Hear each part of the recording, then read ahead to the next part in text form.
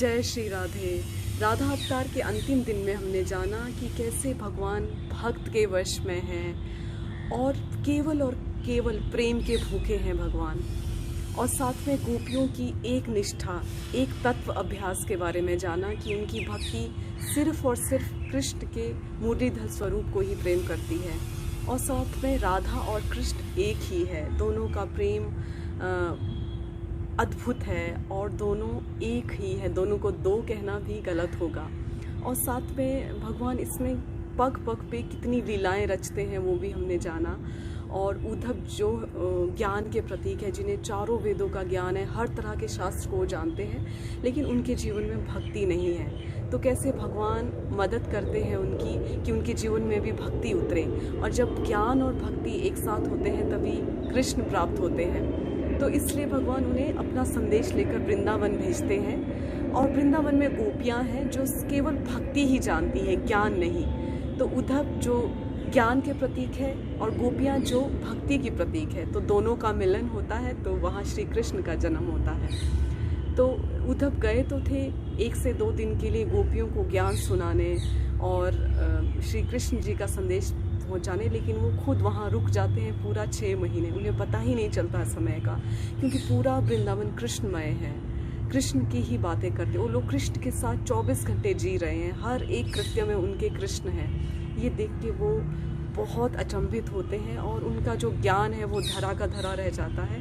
और जब राधा जी से मिलते हैं तब उन्हें महसूस होता है कि राधा और कृष्ण दो नहीं है, दोनों एक ही है, क्योंकि उनको राधा जी में कृष्ण के दर्शन होते हैं और कृष्ण जी में राधा जी के दर्शन होते हैं। और जब वो वन में राधा जी से मिलने जाते हैं तो राधा जी उन्हें कहती हैं कि बाहर जाने का रास्ता आप भूल जाओगे, पहली बार आए हो, तो आगे आगे मैं चलती हूँ, जहाँ जहाँ मैं कदम रखूँ आप वहीं पे कदम रखिए, मैं आपको बाहर छोड़ आती हूँ। और जब उद्धव जी उनके पीछे पीछे जाते हैं तो उस समय उन्हें राधा जी और कृष्ण की युगल छवि के दर्शन होते हैं और महसूस होता है कि राधा और कृष्ण एक ही है।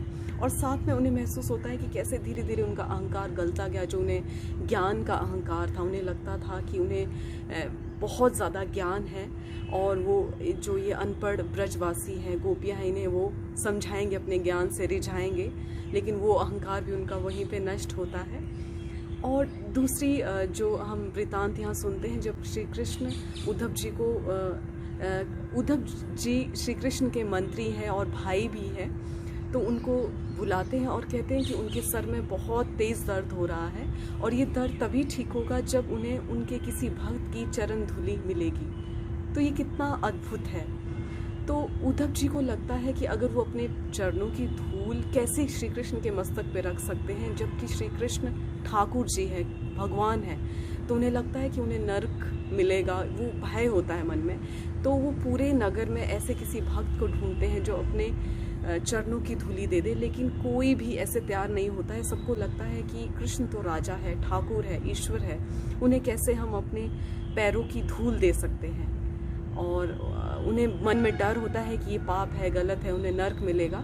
लेकिन जब वो पूरे शाम तक थक जाते, कोई ऐसा भक्त नहीं मिलता है, तो थक हार कर वो वृंदावन जाते हैं जहाँ पे गोपियाँ हैं, राधा जी हैं। और राधा जी जैसे ही ये सब सुनती है कि श्री कृष्ण के माथे में दर्द है, वो तुरंत एक पोटली में धूल भर के देती है अपने चरणों की और कहती हैं कि उद्धव जल्दी से जाओ।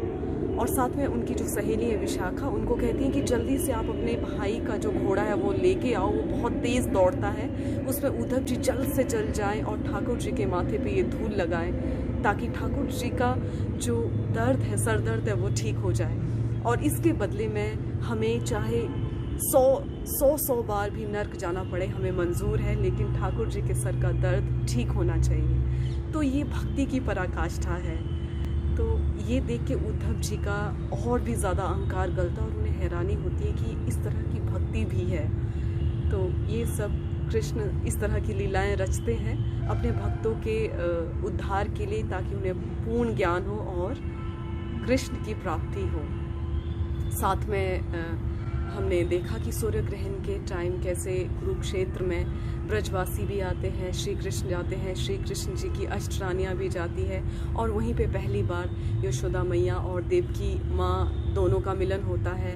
राधा और रुक्मणी जी भी मिलती है और दोनों के मिलन को इतना सुंदर बताया गया है कि जैसे एक ही पिता की दो पुत्रियां हैं, एक ही पलंग पे बैठी है, और रुक्मिणी जी राधा जी को सेवा करना चाहती है, तो उनकी अपनी दासी से उनके लिए दूध मंगवाती है, और वो दूध बहुत गर्म है, और वो बहुत ज़्यादा राधा जी को कहती है कि नहीं, आपको ये दूध पीना है, क्योंकि उनके मन में भाव है कि वो राधा जी की सेवा करना चाहती है। राधा जी मना करती है, लेकिन रुक्मिणी जी के बार बार कहने पे वो उस दूध को पी तो जाती है, लेकिन वो इतना गर्म होता है। तो राधा जी के हृदय में सिर्फ और सिर्फ साक्षात रूप में श्री कृष्ण जी के चरण हैं। तो ये बिल्कुल व्यवहारिक तौर पे हो गया है। तो जब रात में रुक्मिणी जी श्री कृष्ण जी के कक्ष में जाती है और उनके चरण दबाती है, तो श्री कृष्ण के पैरों पे छाले हैं। तो ये देख के वो अचंभित होती है, और बार बार पूछने पर श्री कृष्ण जी से ये रहस्य पूछती है। फिर श्री कृष्ण बताते हैं कि देवी, आपने जो राधा जी को गर्म दूध पिलाया, और उनके हृदय में तो मेरे चरण हैं, इसलिए मेरे चरण जल गए।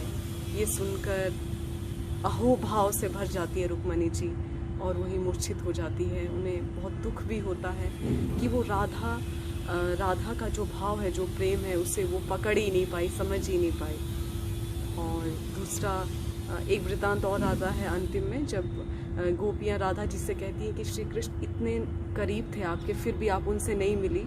तो राधा जी कहती हैं कि मैं श्री कृष्ण को सिर्फ़ और सिर्फ यमुना के किनारे, वृंदावन में, निकुंज वन में, वहीं उसी रूप में, मुरली वाले रूप में देखना चाहती हूँ, वहीं पे उनसे मिलना चाहती हूँ। तो ये राधा जी की इतनी अनन्य भक्ति है। तो ये इतना सुंदर जो राधा अवतार है, ये हमें बहुत कुछ सिखाता है। ये जो कथा है, ये खाली होने की कथा है, शून्यता की तरफ जाने की, ज्ञान में पिघलने की, भक्ति में पिघलने की कथा है। बहुत सुंदर। धन्यवाद। जय श्री राम।